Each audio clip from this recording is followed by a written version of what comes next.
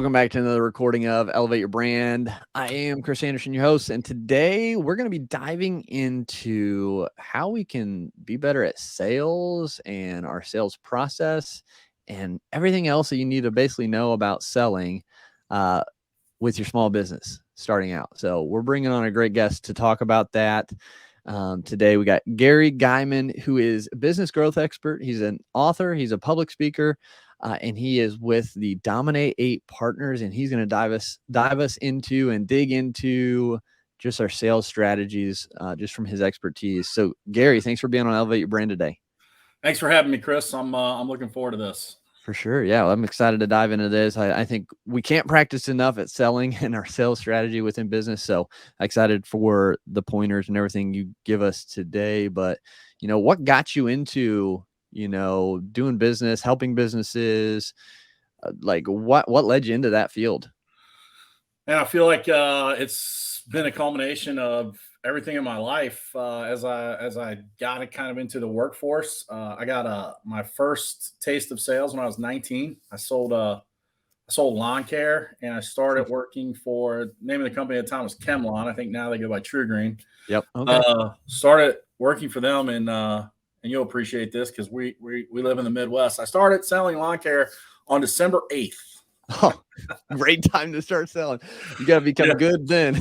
Right. Yeah. I was 19 years old, wanting to make money. I think I valeted at night a couple nights a week on the weekends, did some other odd things here and there, but knew someone who was selling lawn care, and they were like, dude, there's some money here. And at 19 years old, like, let's try to get as much money as we can. I happened to have a great sales manager who was a great teacher, and he taught me some really valuable lessons that I carry on to this day. Things like listen a lot more than you talk. It's funny. I just got off of a sales call with a prospect 40 minutes ago, and I used a technique that I was taught when I was 19. And it basically is you ask a very thought-provoking question that makes them say yes or no. Because at some point you got to hear the no, right? Mm-hmm. And then you shut up. And the first person who talks loses. And I'm pretty good at being quiet. Like I can handle silence. Some people can't. I can. And I like that uncomfortable silence because it makes the prospect think. And I was taught that at 19. And I'm 50 years old. I just used it and it worked. Like, it still works. So sales is a combination of things. And I learned a lot of those things as we go. The number one thing in sales is solving problems. Right. Mm-hmm. And you asked how I got started or how I got into this. Yeah. I got into this because I saw a problem, especially in the home service arena. Companies that service homeowners and property owners. I saw the problem related to individuals not understanding what selling is, nor really being exposed to it. A lot of times a home service brand is started by a guy or a girl who's a good technician. And they want to go do it on their own. They've never had to, quote unquote, kill what they eat. So they think answering the phone and somebody telling them what they need and then them saying, yeah, I can do that, is selling. And it's not. That's order taking. Yep. And definitely that's a part of the process. But for you to get to the level of revenue that you want to get in your business, like, you have to have a sales process that converts, and understanding that you provide solutions to problems that people have helps you in sales. But what that means is you have to realize what their problem is. Yeah. So a lot of times, and this is the exact reason why I do this, a lot of times home service business owners think that the solution is their service, when sometimes the solution is the result of their service, which makes it a little bit harder to sell, because they're trying to sell this feature or this benefit when really it's an outcome, right? What's the old adage? It's don't sell the nail, sell the act of the hammer nailing the nail into the wood, right? And so with that, understanding what problem solving is and being able to build sales processes around it, that you can then convert your marketing into higher dollars, higher conversions, those kind of things. That's why we're here. Yeah, and a couple things right there that I just kind of took note on. Um, the first one is when you said and started and used it today. You asked that thought-provoking question to get them to say yes or no. Why is that so important?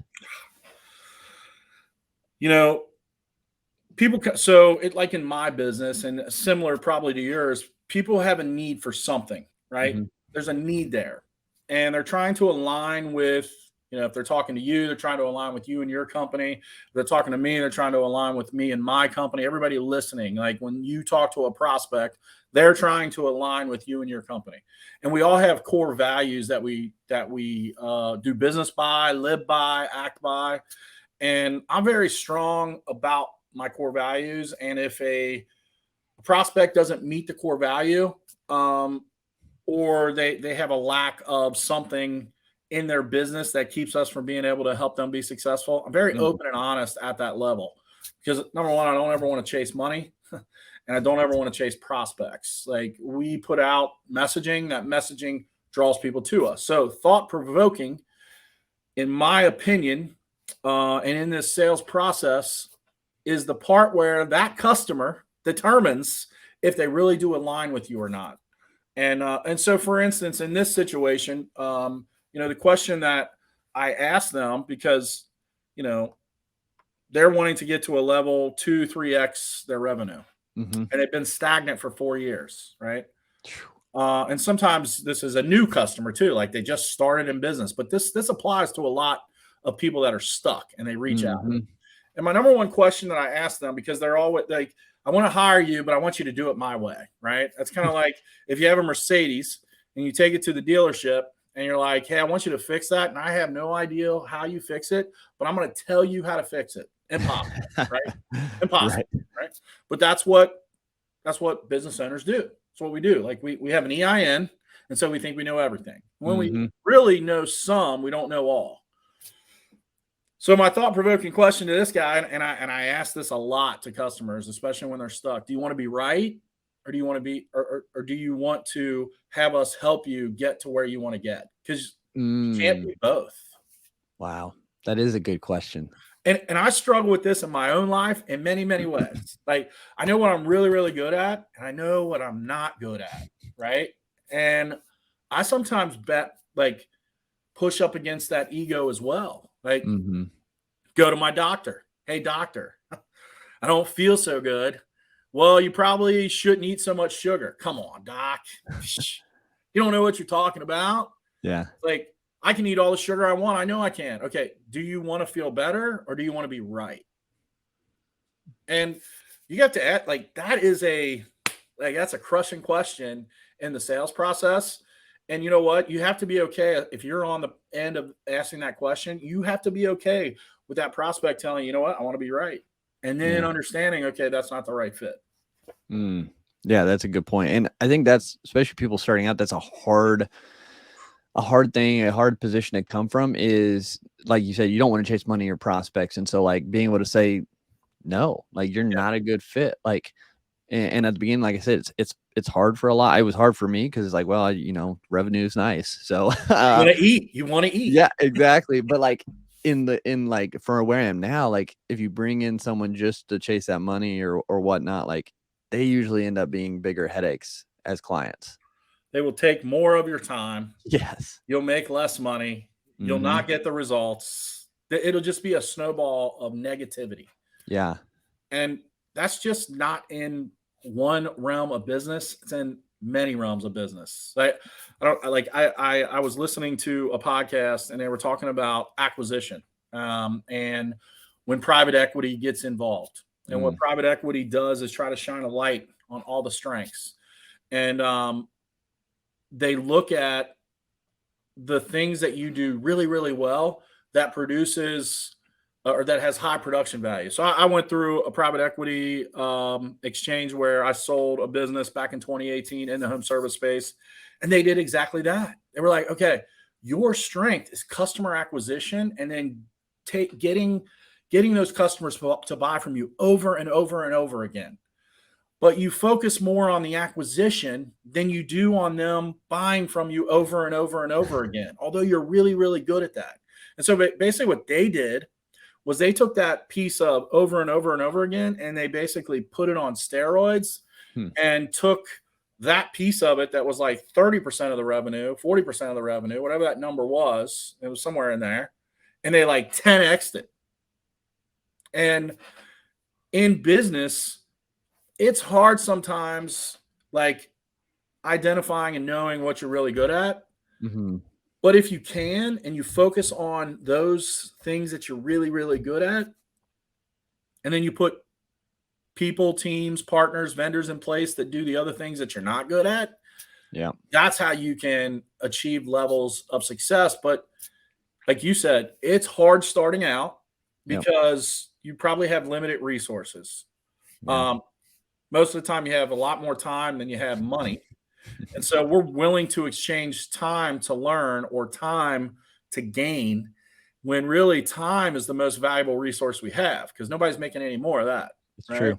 Yeah. Where money is a resource that you can create over and over and over and over again. Most of the time, though, that's where people have the biggest problem. So they think, man, I'll trade you my time, or I'll trade my time to try to learn this, when their capacity to learn that isn't there. And all they do is put a cap on their ability to grow.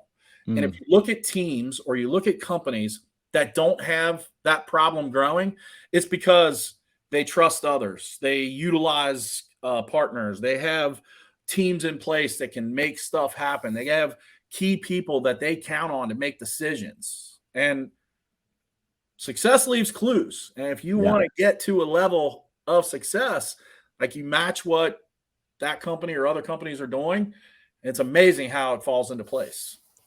Yeah. And again, it kind of goes back to where you mentioned earlier, like having that sales process, process and systems, work. It can be duplicated. It can, that's what's going to take you to the next level. And so, with a sales process, what is like kind of like a high level view of a positive or of a good sales process look like? What does that flow look like? Yeah. So, a sales process starts with the communication with the customer. So like responding, if it's a phone call, answering the phone, if it's an email or a text or a social media message, like having response that's quick. Now, if somebody, communicates with you, it's the middle of the night, obviously you shouldn't be responding. But, during business hours, one of our core values is we respond same day, but actually internally it's we respond within the hour. And I do that because there's nothing worse than somebody having an inquiry or somebody having a question and it just hangs out there. I know that annoys me to no end. So response is like the beginning of the process. And if you get response down and then you get down follow up, you'll beat people to market. So we owned a exterior cleaning and Christmas light business for about 5.5, almost 6 years. And we would hear this all the time. Third day, fourth day of the sales process in our follow-up, and we followed up 2, maybe 3 times by then. Hey, I haven't even gotten a quote from anybody else yet. So they've gotten a quote. We've touched them 2, maybe 3 times, and no one else has gotten them a quote, right? Our speed to market was the key to our success with sales. It wasn't because we were lower priced, because we weren't. And Christmas light service is an insanely expensive service. So like you're not, I'm picking you because of price. It was speed and our follow-up. So if you look at your sales process, first thing, are you responding in a timely manner? And timely manner is immediate. If you don't respond, guess that customer's going to go back to wherever they started and pick the next one. Yep. Right? Google search, social media, like wherever that is. So response has to be immediate. Next is, what is your ability to deliver the requested information? So a lot of times that's a price, a quote, an estimate, and how you deliver that is just as important as when it's delivered. And what I mean by how is like, what does the packaging of your services look like? Okay. So in home service, for example, you have service A, that is your number one service, right? But you have all these other add-ons. And so what a lot of companies will do is they'll give line item options to clients. Well, they're not going to pick line items because they don't know they need them. But if you come back with bronze, silver, gold packages, and those packages have specific services in place, first of all, the human psyche, 50% of the time, they're going to pick the middle. Yep. And they see the access to the services that they didn't know you had. And so it spurs them to want those services. So that's the delivery. Then the follow-up is important. Look, sales doesn't start until you're here. No, it's all order taking at that point, right? And so having a follow-up process in place that touches that customer or that prospect consistently and continuously over a period of time. In the first 21 days after we delivered an estimate, we touched that prospect 10 times via phone call, email, text, and mail if it got to that. If they didn't do anything in the 21 days, our next touch was at day 30. And then we kept touching them 2 to 3 times a quarter after that until they told us no or they told us yes. And then if they told us no, they went into another bucket where we stayed in touch with them. Right? Yeah. We would convert 7 to 10% of our clients in those other buckets 6 months or more down the road. Yeah. And I think a lot of people give up just in that process of follow-ups way, way, way too soon. We could even increase our follow-up process. Like, just listening to what you just said, I'm like, okay, yeah, we could extend that even more. But I think that's crucial because a lot of people don't buy on the first go round. Well, dude, podcast name, Elevate Your Brand, right? Yep. If you want people to know about your brand, you have to tell them about it. Yep. You have to constantly be communicating it. Look, lead generation and brand are on the opposite end of the axis. Like lead generation is quick, right? And brand takes time. Yep. Well, during your lead gen, you're building your brand. You're building your brand based upon what you tell people you are. Like people think brand is their logo and their colors and all that pretty stuff. Sure. That's like 1/1,000,000th of a piece, right? The brand is what people think about you and say about you when you're not around. And if they're not saying or thinking about you, they don't know about you. Right? So that process, lead generation, sales process, like all of that is in the brand creation, right? Dominate Partners, like my logo, everybody's like, I love that logo. I mean, we created it to try to create memory, right? I'm a pretty aggressive individual, so Dominate is an aggressive brand, right? Kind of in your face. Yeah. And when we're at trade shows and stuff like that, like my background is it looks like a graffiti wall, but the graffiti is actually like all the marketing things you can, the jargons and the terms and all that stuff. We may have a cloaked bad word in there somewhere, something like that, because we're in your face brand. Yeah. But when I leave, like I want people to remember it. So that's just one piece of it. But to customers and to prospects, like people want to get that. I want to do business by word of mouth and referral. Well, that's all about your brand. And if you're not delivering in the sales process and in the follow-up, nobody's going to know who you are. Right. Yeah, I think that it's huge. And I think, again, you have to have those touch points for people to know about you. And you have to be front of mind because there's so much going on that if you're not top of mind, you're just going to get replaced. Yeah. Competitors will take your place and they'll become top of mind. Exactly. And take your money.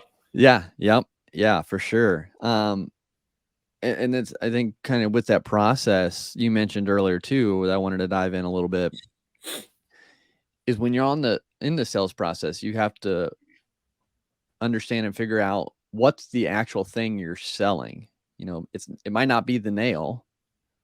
It could be, the feeling of security because that nail is going to keep your pieces together. Whatever that is, a true reason. And how important truly is that, figuring that out? And that's the difference between success in sales and failure in sales. Like understanding what it is you're selling that the customer wants or needs. Like it's all about needs and wants. A lot of times we get caught up on features and benefits. Like, in the home service space, the people throw around the old, I'm licensed and insured. Well, Go look in every state. There is no such thing as like a pressure washing license or a Christmas light license. Like, you can be registered in the state as a business. It's not a license, right? So we use that kind of stuff, and then we'll be like, oh well, my people wear uniforms when they come to your house, like they wear a uniform. Okay, nobody's getting warm and fuzzy inside, right? So I always tell people, okay, think about the greatest chicken that there is on this planet, Chick-fil-A, right? Yep. Why are they so great? Like, is it because the chicken is good? I mean, that's what makes people keep coming back, I'm sure. Yeah. But go get in their drive-through and see how long it takes you, because you're going to get in the drive-through and be like, oh my God, this is going to take forever. And then 5 minutes later, you have a bag of Jesus chicken.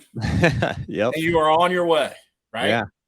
It's the greatest experience in the world. And Chick-fil-A, I found this out doing some study on Truett Cathy, the guy who started and founded Chick-fil-A. Yep.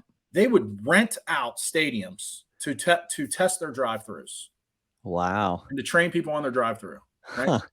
How many fast food restaurants do you think do that? Right? Exactly. Zero. I don't even know the answer. I'm guessing zero. Right.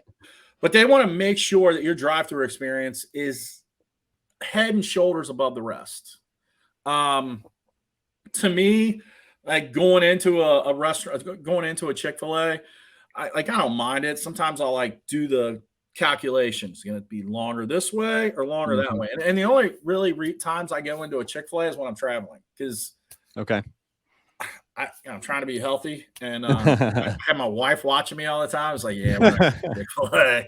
But if we're traveling, like, hey, and you make that calculation, drive through, walk in, which one? Now, walking in is a totally different experience, because they want you to feel like you can have whatever you want. And they want that experience to be a totally separate experience from when you're in the drive-through, right? Yep. And so they understand that when someone comes to their restaurant, it's not just because they're hungry. It's because they want something quick and to be done with this process. Yeah. Right? And that's really what they sell: customer service and fulfillment at the highest level. Yeah. And that's what they care about. I can remember, it was like 8 years ago. And my wife and I went to a Chick-fil-A for breakfast. It had just opened. And at the time, she was in the corporate world. She was a cosmetology trainer. And so it was a Saturday morning. I own the home service business. And so our Saturday mornings went like this. We'd go to breakfast somewhere. She'd go to school to teach students. And then I'd go put out yard signs, do whatever to try to generate business that day to set up my schedule. That's what we did. So this day we're going to Chick-fil-A. The restaurant opened at 7, and we got there at like 6:55, right? We go to the door, and the door's locked. On the other side is a Chick-fil-A employee who probably had a really bad evening or woke up with some stress, because she was not in a good mood. And I only remember this specific interaction because it was totally foreign to a Chick-fil-A experience, right?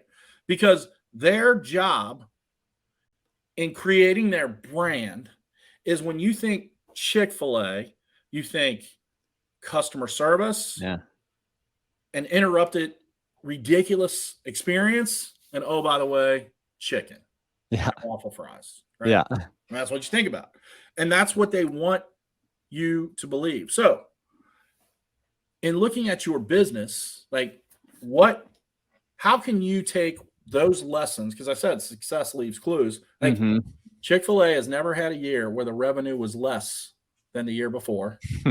They've never had a year where they lost money. Wow. How many businesses can say that? Right. Revenue has always increased, and they've never had a year where they didn't turn a profit. Ridiculous. And the day that would be the most busy day for them, they're closed on. Yeah. And actually, it started out as a religious thing. Yep.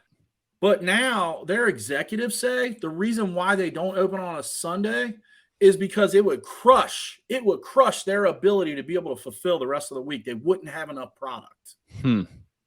a Sunday would be 3 to 4x of what any other day would be, and they would not be able to fulfill at the level of service they need to fulfill at. But as a Wow. business, as other businesses and as business owners listening right now, we would say, you know what, I'll increase revenue by being open on Sunday, and that'll make me more money at the detriment of 5 other days of revenue. Mm-hmm. So what can you learn from that model? Well, number one, they figured out what people want more than just their product. Right. And it's the ability to get something quick and easy without hassle. Like they're the only restaurant experience I know that has those 3 things in the delivery: quick, easy, without hassle. Right. Yep. So how does your brand, how does your company deliver to its customers? I would say, like, when we think about value, a lot of times we have 2 pieces of value that we lose sight of. And number one is speed. How quickly you deliver something. Think about it in your business, Chris. If you're talking to somebody and they're talking to someone else that's a competitor to you, whatever. First to market gets their attention. It doesn't mean they're going to buy from you, but it gets their attention, right? Yeah. First to market. So speed. Next one is ease of use. Mm-hmm. How easy is it for someone to be able to do business with you? I can tell you, if I look back at our reviews from home service and even this company, people will tell us, man, the great things about your company is you do this quickly and you make it so easy for us to do this thing. Yep. And that's what you have to be thinking about. What values your company amongst your competitors, and then, like, put the hammer down on them.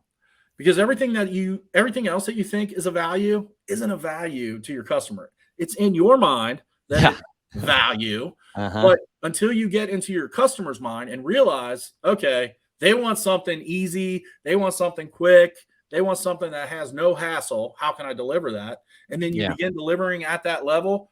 Your cost your per customer average is going to go up. Your closing rate will go up. Your referral rate will go up. Like, all those things will go up because you're providing true value to your customer.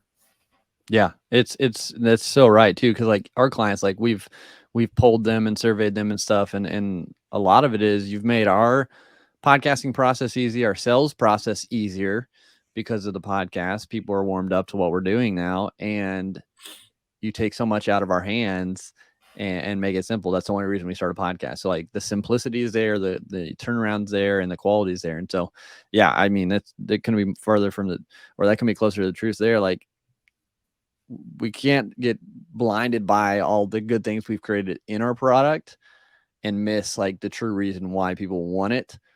Because that'll start, if we don't look at the true reason people want to buy our thing, we're going to start having a lot less. Our close rate is going to become worse because we're not understanding the true reason of why people are buying. Yeah, absolutely. That's awesome. Now, another thing, in the sales process that kind of you hear a lot about and are objections with people. And I know a lot of those, are just excuses a lot of the time, or we're not asking the right questions, or we're not listening well enough as the person selling. I mean, is that the thing? We just have to ask better questions and listen better to overcome those objections? I think that's part of it. I think the other part of it too is realizing when an objection really isn't an objection, and it's more of a kind of brush off or push off. Like, I'd rather have somebody just tell me no. Right. Yeah, for sure. One of the worst objections, especially when you deal maybe with singular business owners or homeowners, is like, I got to talk to my spouse. Right. So, like, for instance, in the spaces that I owned previous to this, like, no dude is waking up in the morning and going, you know what, my house is dirty on the outside, and I need to call a pressure washing company. I mean, let's think about it. Right. That comes into detail, and that is a very non-man thing to think about most of the time. There are some dudes, obviously, that are very detail-oriented, but I'm talking about percentage-wise, right?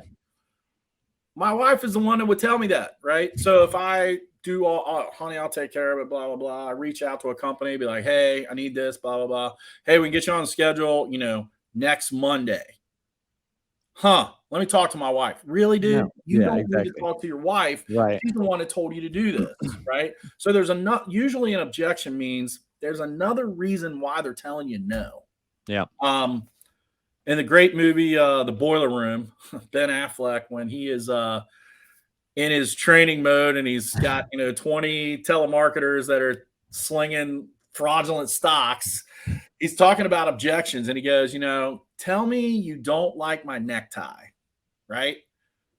In other words, don't give me something that isn't true as to why you don't want to buy from me. Like, Mm. tell me why you don't want to buy from me.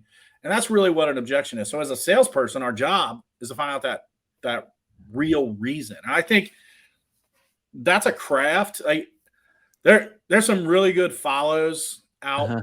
in terms of individuals who do this really well. Like one of my favorites right now, his name is Andy Elliott. He's in the vehicle or automotive world, Okay. but he trains like sales teams, not only at dealerships, but insurance companies, and he's very number one impassioned speaker. But he's also very good. If you listen to some of his like sales calls that he Mhm. does for some of his clients, like the dude is really good at delivering value. Okay.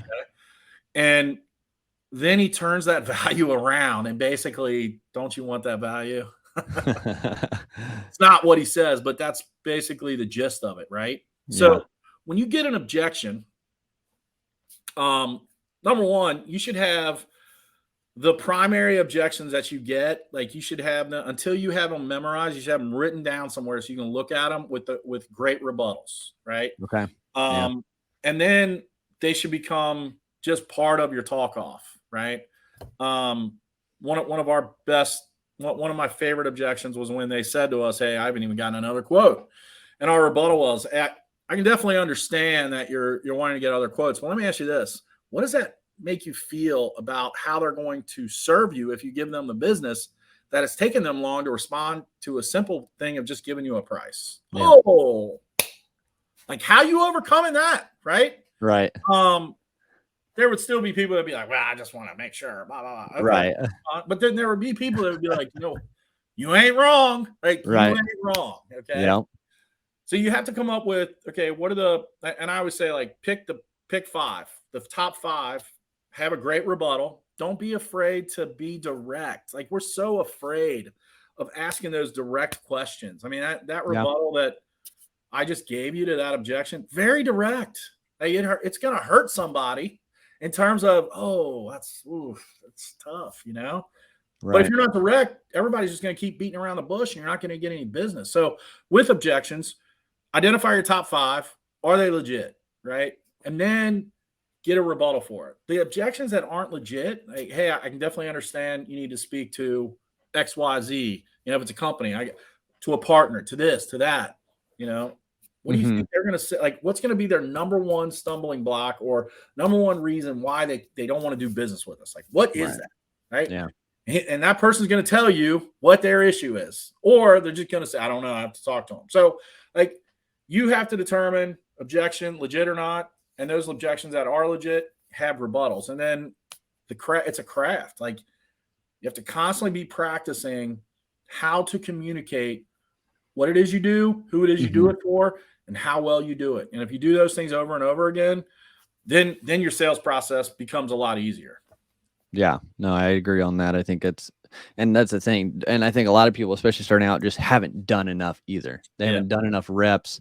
It's just like anything. Like if you're shooting a basketball, if you're, throwing football, whatever it is, if you're golfing, like you have to practice, get better, and you're gonna have to do it a lot, Yeah. and tweak things every now and then eventually, you'll get to that par five, and you're like, oh, okay, I need to start with this club, and then I got in the rough. Okay, I need to use this club to get Yeah. out of there, and I shanked that one too. Well, that's my Right. game at least. I shanked that one too, and so you got to understand what club to use when it comes Right. to the position you're on, and so I think it's the same kind of thing on sales calls with objections is you just got to know which club to pull out of the bag and hit them over the head with. I'm not just kidding, but which to approach with. So You ain't wrong. right. But it is a process. And Gary, this has been great. You just dropped a whole bunch of value within this, and I'm grateful for that. I think those listening, they're going to be better just from this conversation, be able to take that away and implement what you shared today. So thank you so much for that. Where can people connect with you best at to find out more about what you're doing? Maybe they're looking for home services, things of that nature, or just want to learn more from you. Yeah, so I'm really, really active on Facebook, facebook.com/Gary Geiman. And then our website is salvonow.com. So that's SALVONOW.com. Salvo is a French and German military term from pre-World War I, and it means the generals would yell salvo. It meant to shoot all of our guns right now. And I believe, marketing and promotion, like you need to have everything ready to go, and that's why I have that as our website. But salvonow.com or Facebook, and we'd love to interact, answer any questions you might have. I'm all about, look, not everybody's going to be our customer or can be our customer, but I am interested in helping people change their lives. So if you have a question, something that is keeping you from success, reach out. I answer all my messages. I don't have anybody that does that for me. I'm not that cool. I'll answer them, and hopefully I can give you something to help you. Cool. Awesome. Well, we appreciate it. Gary, again, thanks so much for being on Elevate Your Brand today. Thank you.